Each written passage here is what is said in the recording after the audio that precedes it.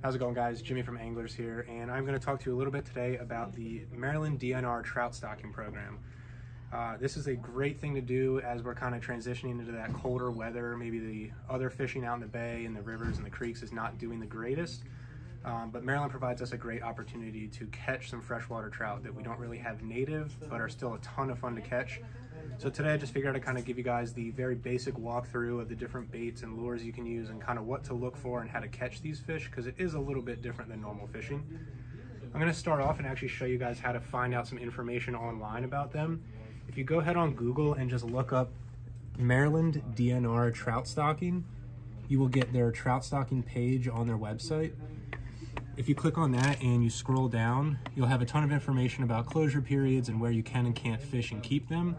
And then also, if you scroll down, you'll see this little chart. This is gonna give you guys the date they stock them, where they stock them, and what they stocked. So for example, yesterday, which was the 18th, in Allegheny County at Lake Habib, they stocked 500 rainbow trout, and the regulations are put and take, which means you can keep 2 and take them home.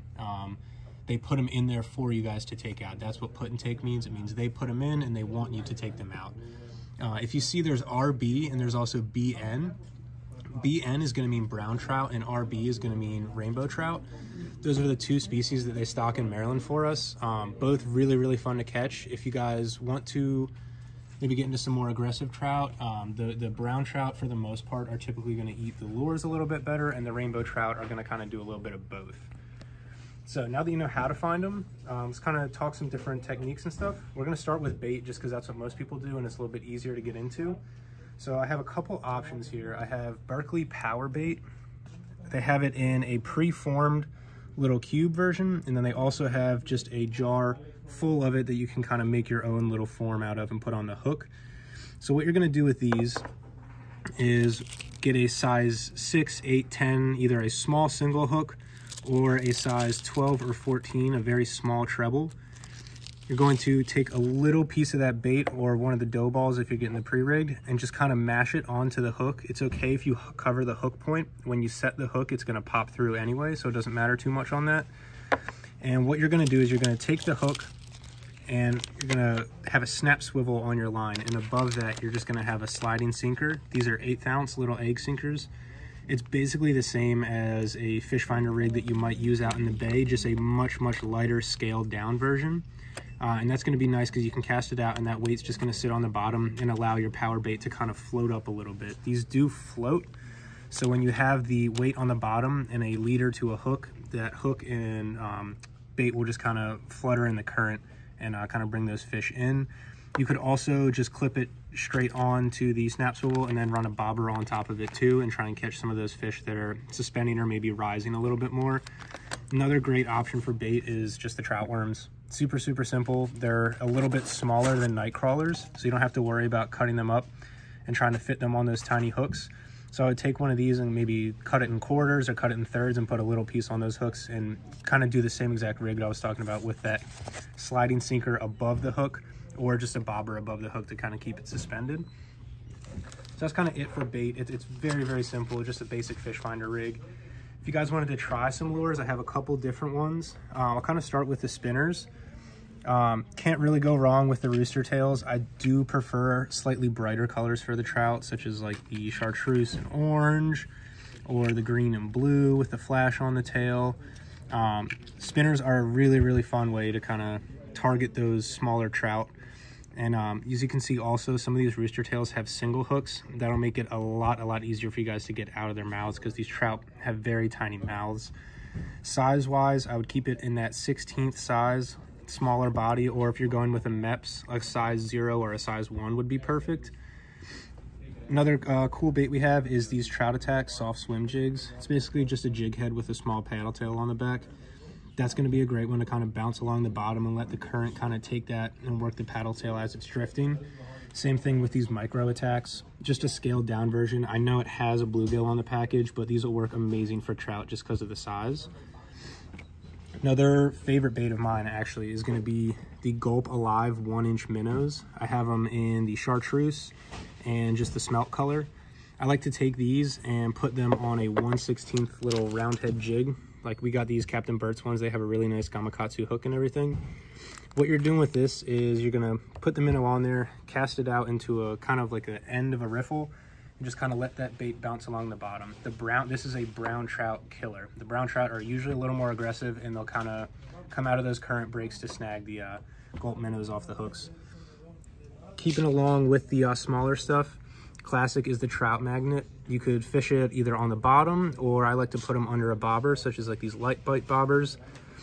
These are balsa wood bobbers, so you can detect some of those lighter strikes that the trout may give you a little bit easier. These bobbers will go under a little bit easier than something like these foam bobbers from Eagle Claw. Another thing you could put under that bobber or just cast out and kind of bounce along the bottom is going to be one of these Tungsten Fly Jigs. Maybe you guys have a fly rod or you don't, but if you kind of want to give that same presentation, you can throw these on spinning gear because they are 16th ounce, and you can kind of bounce them on the bottom like you would a nymph. Or if you want to try and float them under a bobber, that's not a bad option either. And lastly, can't go wrong with just a classic spoon. These spoons catch everything from bluegill, perch, trout. They're just really, really good bait fish imitation for those maybe more aggressive or actively feeding trout that don't mind chasing lures.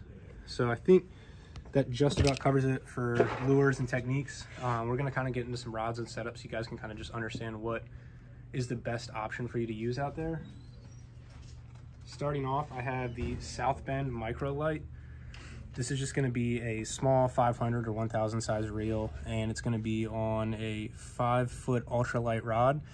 This is going to be great for throwing those 32nds and 16ths, those lighter baits. I would load this one up with like 4 or 6 pound mono, should be perfect on there.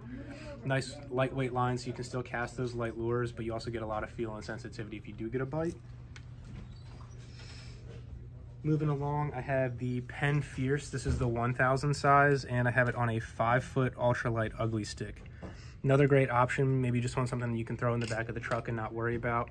You still get that great durability from ugly stick being a fiberglass rod. And then you also get a nice Penn reel that we all know Penn is very durable and holds up very well. And lastly, for maybe you guys who want something a little bit lighter, a little bit more refined in the hands, I have the Shimano Noski 1000 and the Okuma Salilo. This is also a 5.6 ultralight, so it's going to be great for throwing those lighter baits. We have this one with 10-pound braid on it too, so you can get really, really far casts on those lighter lures and not have to worry about maybe line memory or some of the stuff that comes with the light mono. Lastly, for you guys who maybe have a small reel, either a 2500, 1000, 2000, and you just need a rod, I have 2 options. I have that same Okuma Salilo. These are really, really, really awesome rods for the price. They come in at $35.99. Great 6'6" ultralight. We also have them in 5.6 ultralight. They can throw down to that 30 seconds. So if you guys want to fish some really, really light presentations for the trout, really awesome rod, and it comes in at a really, really, really nice price point. And then same thing, maybe you guys want just something a little more refined. This isn't your first year doing trout. We have the St. Croix Trout series. This is a 5.6 ultralight 2-piece also, so you can break it down and throw it in the back of your truck. It just comes down a little bit easier, a little bit smaller, but same thing. If you guys want to throw some of these lighter jig heads, the 16ths, the 32nds, the 64ths, having a light rod like this really, really helps you out. And you can also double purpose these rods for anything you want to do with perch coming back in the summer. So I hope you guys learned some stuff. Please come in and talk to me. I love to do stock trout. It's kind of one of those fun things where you can go out while it's still getting cold and maybe the other fish aren't biting, but you can still have a chance to catch some really awesome fish. Thank you guys.